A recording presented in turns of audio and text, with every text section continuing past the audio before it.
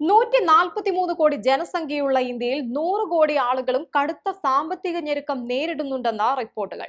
Venture capital സ്ഥാപനമായ Bloom ventures തയ്യാറാക്കിയ റിപ്പോർട്ടിലാണ് ഇക്കാര്യമുള്ളത്. 13 മുതൽ 14 കോടി ജനങ്ങൾ മാത്രമാണ് കൺസ്യൂമിംഗ് ക്ലാസ്സിലുള്ളത്. അതായത് ആവശ്യങ്ങളെല്ലാം കഴിഞ്ഞ ശേഷവും ഇത്രയും ജനങ്ങൾക്ക് മാത്രമാണ് കയ്യിൽ ചെലവാക്കാൻ പണമുള്ളത്. എമർജിംഗ് ഉപഭോക്താക്കളായുള്ളത് 30 കോടി ജനങ്ങളാണ്. ഇവർ പതുക്കെ പണം ചെലവഴിച്ചു തുടങ്ങിയവരാണ്. ഡിജിറ്റൽ പേയ്മെന്റ് ഉൾപ്പെടെയുള്ളവ വന്നതോടെയാണ് ഇവർക്ക് പണം ചെലവാക്കാൻ തോന്നി തുടങ്ങിയത്.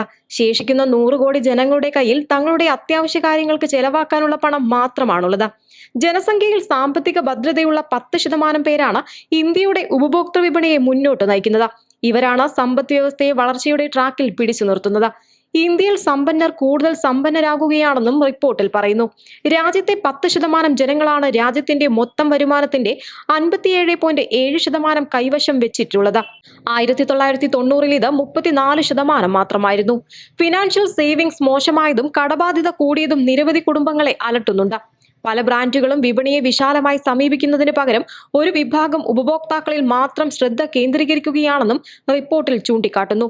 ഇന്ത്യ തങ്ങളുടെ വരുമാനത്തിന്റെ 33%-ത്തിലധികം തുകയും വായ്പ അടയ്ക്കാനാണ് ഉപയോഗിക്കുന്നതെന്ന് നേരത്തെ മറ്റൊരു റിപ്പോർട്ട് പുറത്തു വന്നിരുന്നു. ന്യൂസ് ഡെസ്ക് സെഡ്കോ ന്യൂസ്.